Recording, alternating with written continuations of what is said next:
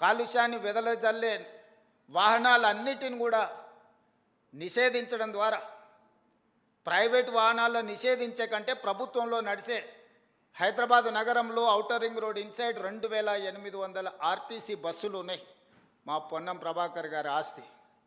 కానీ అవి డీజిల్తో నడిచి ఎంతో కాలుష్యాన్ని వెదజల్లుతున్నాయి.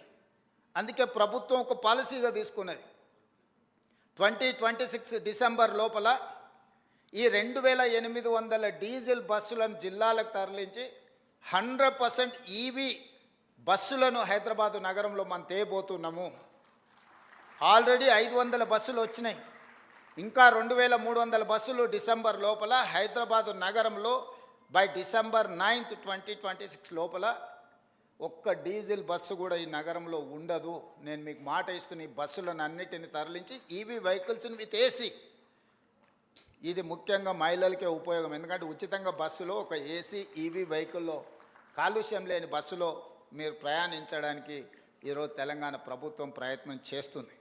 అదేవిధంగా ఈరోజు 2 లక్షల ఆటోలు ఉన్నాయి రెట్రో ఫిట్టింగ్ కింద. ఇప్పుడు డీజిల్ కిరోసిన్తోనో ఇతర ఇంధనంతో ఈరోజు నడుస్తున్నాయి.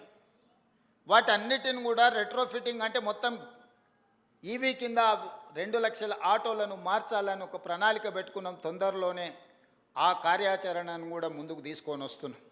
ఈరోజు సింగిల్ యూజ్డ్ ప్లాస్టిక్ని మనం బ్యాన్ చేయదలుచుకున్నాం ఔటర్ రింగ్ రోడ్ ఇన్సైడ్. అదేవిధంగా ఈ పరిశ్రమలను రెడ్ కేటగిరీ, ఆరెంజ్ కేటగిరీ పరిశ్రమలను నగరం బయటికి తరలించడానికి ప్రణాళికలు సిద్ధం చేస్తున్నాం.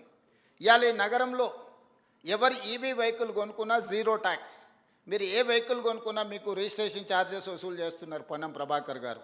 కానీ ఈవీ వెహికల్ కొనుక్కుంటే జీరో ట్యాక్స్. మీకు కాస్ట్ ఎఫెక్టివ్గా వెహికల్స్ కొనుక్కోవడానికి ఈరోజు మనం ప్రయత్నం చేస్తున్నాం.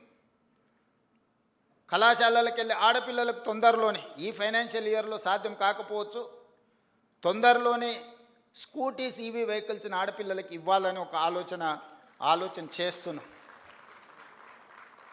ఇవన్నీ కూడా ఈ నగరాన్ని ప్రక్షాళన చేయడానికి, ఈ నగరాన్ని అంతర్జాతీయ స్థాయిలో ఎవరైనా వచ్చి ఇవాళ రేపు ఎయిర్ క్వాలిటీ అందరు చెక్ చేస్తున్నారు.